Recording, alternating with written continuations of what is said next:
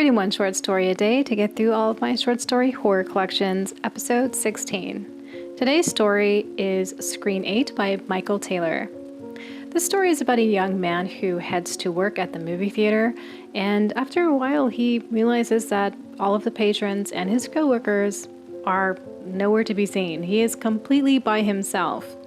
Until he hears a voice, and this voice is demanding that he goes into one of the theater rooms and to take a seat because it wants to show him something. This is a story that has an intriguing premise. I don't really feel like it pushes it far enough, and it does feel like it's just kind of lacking something, it just wasn't really fully there for me. So I gave this 2.5 stars out of 5. Episode 17. Today's story is Trouble with Fate by Sarah Reed. This story is about a sister who is called back into time by her other sisters to discuss a prophecy or the end of something.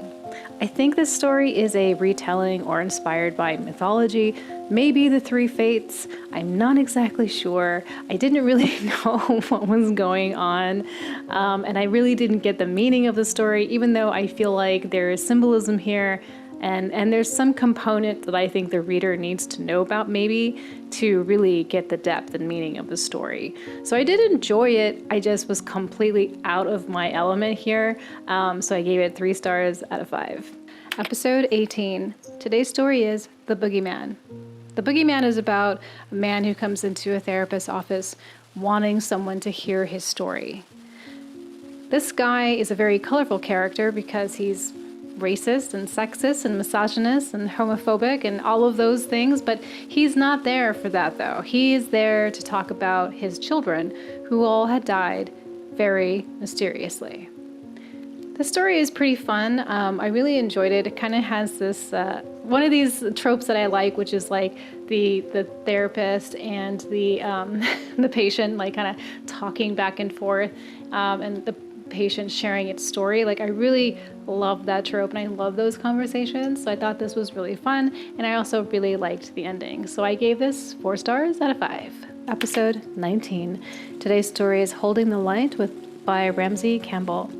This story is about 2 cousins, Tom and Lucas, who are hanging out on Halloween, who had plans originally to go and watch a movie at the movie theater. But these plans have changed, and they have decided to go to a place where a couple had killed themselves.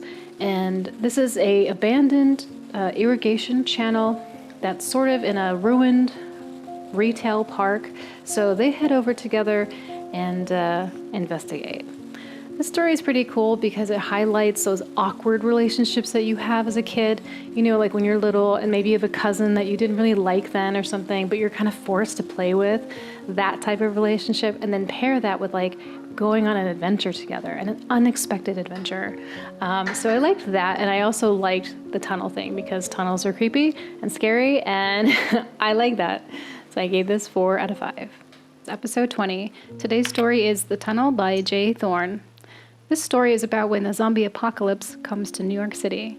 2 strangers find each other at a New York subway station, and one of them, who knows the tunnel system very well because that's what he does for a job, he suggests that they go to an office that has some food and some drinks, and they could probably hole up there and wait this out.